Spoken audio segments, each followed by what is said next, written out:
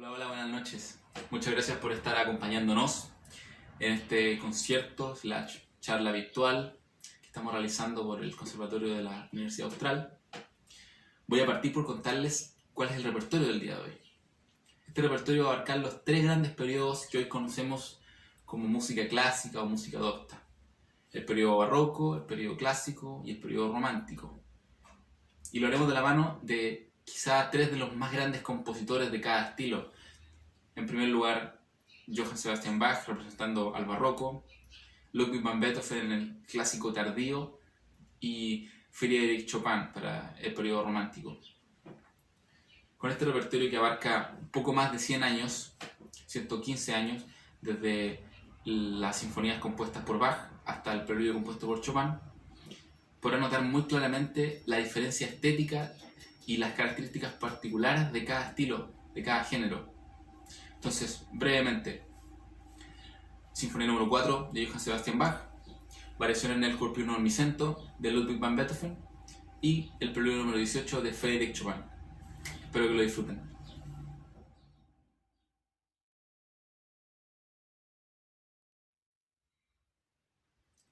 El periodo de la música del barroco es un tema tremendo, del cual podríamos pasarnos quizá horas hablando. Desgraciadamente, o afortunadamente, voy a tocar otras piezas de otros periodos musicales, de los cuales igual tendremos oportunidad de hablar, así que seré bastante breve en el barroco. Pero ¿sabes lo que quiero que les quede muy claro y que les quede en la retina de mi exposición? Es la importancia que tiene la línea melódica en esta música. Pero no una línea melódica, sino que las líneas melódicas. Yo creo que esta es la mejor forma de comprender el barroco: la música compuesta en la superposición de melodías, en capas de material melódico. Esta sinfonía, que es la cuarta de una colección de 15, en la cual cada una de ellas está escrita para tres voces que se van turnando la ejecución del tema, las variaciones e inversiones. En un momento voy a tocar el tema de la número 4 y hablaremos un poco más al detalle. Pero continuando con la colección, esta fue concebida con un fin pedagógico. De hecho, el mismo Bach escribió: a los que aman el clavecín, y especialmente aquellos que deseen instruirse en él, este es un método sencillo para llegar a tocar las tres voces. Así aprenderán a crear ideas nuevas y a conseguir un estilo cantable al piano. Este estilo cantable se refiere como cantando. Un estilo para el cual el piano está increíblemente bien hecho, porque tiene la virtud de poder hacer distintas dinámicas. Hay que recordar igual que esta música no fue escrita para este instrumento, fue escrita para un instrumento, un primo hermano del piano, un poco más mayor, más viejo, que es el clavecín. Un instrumento muy similar al piano en varias cosas, pero que no tenía la virtud de poder hacer las dinámicas. Había algunas formas de hacerlo, pero era bastante complicado, y también era un instrumento más corto, con el teclado más pequeño. Ahora voy a tocar los dos compases y hablaremos un poco más de detalles.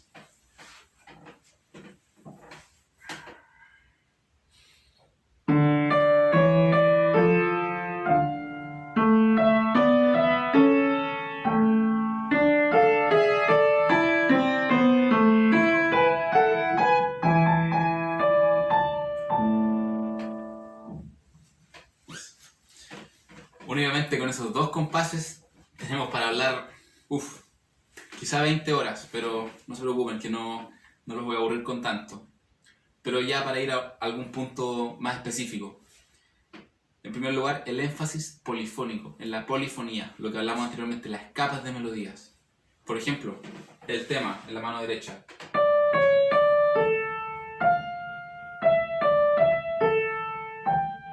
Melodía muy clara, pero encima del tema hay otra melodía que la va haciendo el bajo.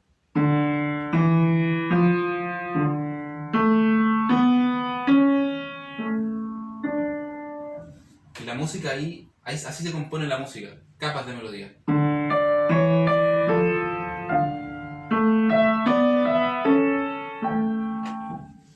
Hay un ejemplo bastante claro. Otra cosa, la importancia de la ornamentación.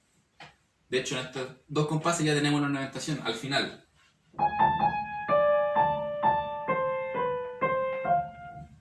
Era muy popular en el barroco, era muy usado en el barroco y también en el periodo clásico, que veremos más adelante, porque también era muy habitual la práctica de la improvisación. Era una parte fundamental de la enseñanza de los alumnos en general. Algo que hemos perdido un poco los músicos clásicos, ya no se usa tanto la improvisación, pero en aquel tiempo era costumbre.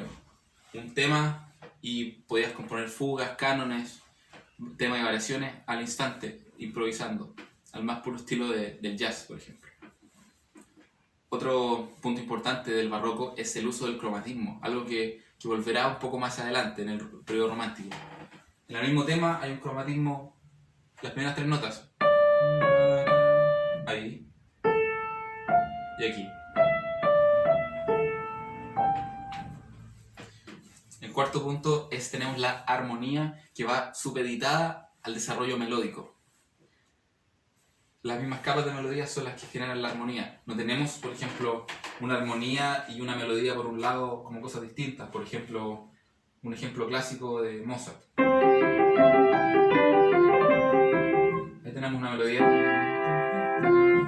Tenemos un acompañamiento y una melodía separados. Aquí no, la melodía va creando el material armónico. Y lo más importante es cómo se van turnando las voces en la ejecución del tema. Como vieron, el tema parte en la soprano.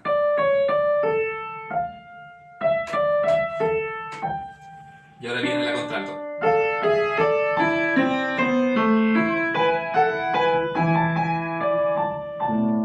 Incluso más adelante llega al bajo.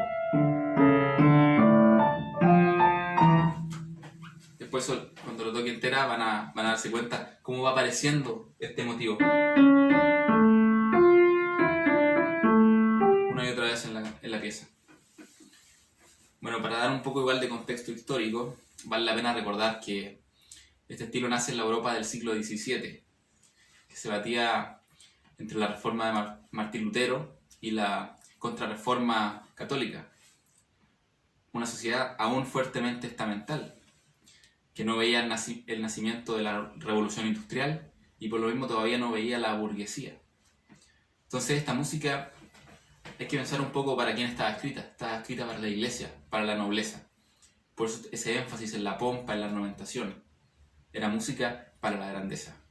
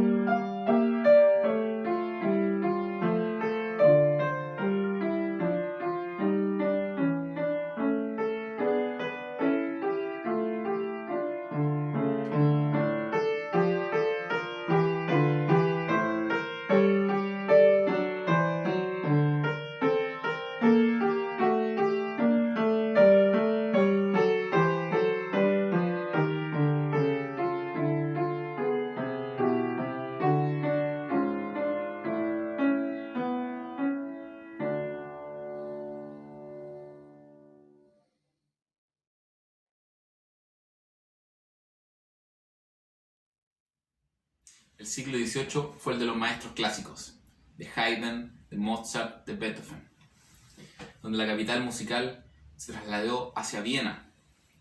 Fue el siglo de la Ilustración, llamado siglo de las luces, del liberalismo clásico, de la razón y la modernidad, de las revoluciones de Francia y de la independencia de Estados Unidos. Mucho pasó en este siglo, muchas cosas importantes. En cuanto a lo puramente musical, hay un rechazo a la ornamentación, a la pompa y a los excesos que de repente se cometían en el periodo barroco. En cambio se busca lo equilibrado, lo natural, lo melódico, estructuras simples y simétricas. En palabras simples, se persigue el equilibrio y la claridad de la razón en términos musicales. También se desarrolla la gran ópera con una aportación estelar del prodigio Mozart, que compuso muchas de las óperas más famosas y más interpretadas hasta el día de hoy. En un análisis más filosófico, hay un paralelo muy interesante que han planteado distintos autores, es en comparar la dialéctica de Hegel con la música clásica, de este periodo puramente clásico. Porque la dialéctica de Hegel indica que la razón y lo real se encuentran en el contraste entre dos raciocinios individuales, y diferentes entre sí, por supuesto. De ahí los que han estudiado Hegel lo han definido de forma muy clara. Tesis más antítesis es igual síntesis. Theodor Adorno, un musicólogo de la escuela de Frankfurt, hizo esta comparación entre Hegel, la dialéctica hegeliana, y las formas sonatas de Beethoven, ya sean sinfonías o sonatas para piano. Y si lo vemos, es muy claro cómo los conceptos de tesis y antítesis se pueden trasladar a lo musical en las sinfonías de Beethoven, por ejemplo, donde tenemos un tema A, un tema B, después del desarrollo hay un conflicto entre esos dos temas que son contrarios, y después en la recapitulación hay una síntesis de aquellos dos temas que resulta en lo real. También hubo unos factores más mundanos para este cambio en lo musical, factores económicos, por ejemplo. Con el advenimiento de la revolución industrial y el nacimiento de la burguesía, el panorama cultural dejó de ser propiedad exclusiva de la iglesia y de la nobleza. Con pequeños pasos y a tientas, la clase burguesa se fue metiendo también en esto, financiando a compositores. Quizá no con un mecenazgo como el de la nobleza, pero sí pagando entradas, yendo a ver las grandes óperas, yendo a ver los grandes conciertos. Esta clase social sería muy, muy importante en lo que vendría en el periodo romántico. Otra cosa muy importante, los compositores empiezan a acercar su estilo a lo popular. Melodías famosas, ya conocidas. La difusión musical se internacionalizó y se globalizó de una forma muy ilustrada. De hecho, esta globalización después tuvo una contraparte en el periodo romántico, con los nacionalismos, como veremos más adelante, los nacionalismos rusos o húngaros, Franz Liszt, o las polonesas polacas de Chopin. Bueno, la obra que voy a interpretar es unas variaciones sobre un tema de Nelkor più non mi sento. Es de un dúo de Giovanni Paisiello en su ópera conocida como La Molinara.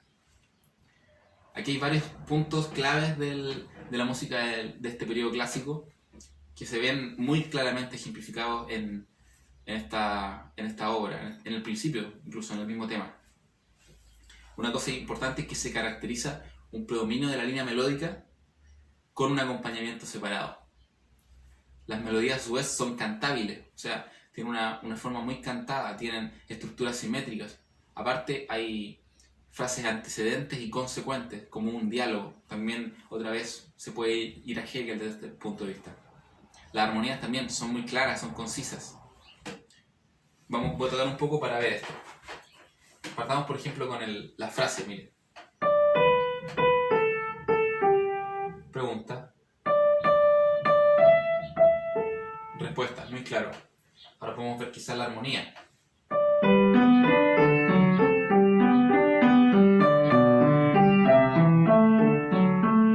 Una armonía muy clara, melodía por un lado, acompañamiento por el otro.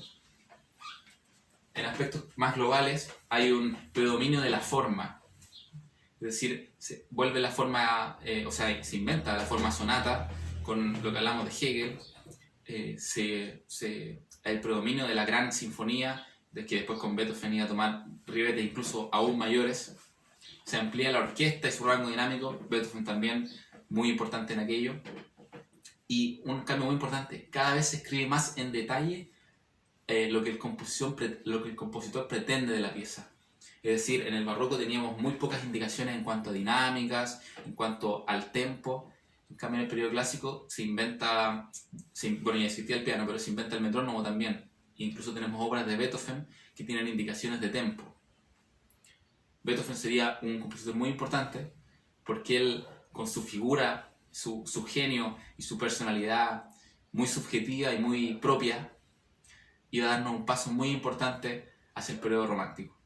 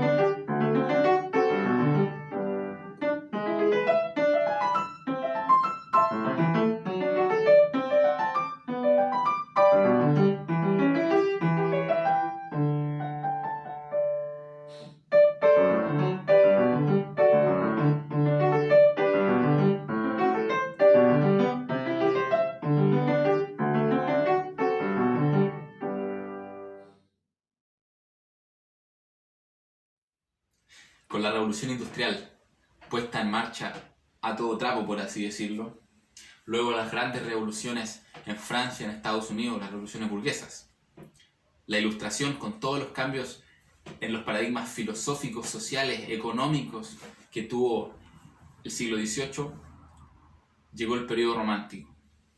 Su principal característica es la ruptura con la tradición clásica, con las formas y con las reglas impuestas por la razón. Se postula que la libertad auténtica consiste en la búsqueda constante. Por ello que su ímpetu revolucionario es incuestionable. Es una manera distinta, subjetiva además, muy sentimental de concebir los fenómenos naturales. Por este mismo subjetivismo es que tenemos que es muy distinto de nación en nación. Hay formas distintas de concebir el romanticismo dependiendo del lugar geográfico en el que nos encontremos. Es propio de este momento entonces este carácter nacional frente a la universalidad de la ilustración. Si la ilustración fue el siglo de las luces, yo no diría que el periodo romántico fue el de la oscuridad, pero sí tiene unos toques más grises, más subjetivos, más de adentro, por así decirlo. El romanticismo cuestiona las realidades inevitables que haya planteado la razón y la modernidad, y nos dice que no todo se puede con axiomas, que hay que captar también algunas cosas en parte con el sentimiento, con la subjetividad, con la emocionalidad. Entonces, frente a la afirmación de lo racional que produjo la Ilustración, irrumpió la exaltación de lo distinto, de lo sentimental.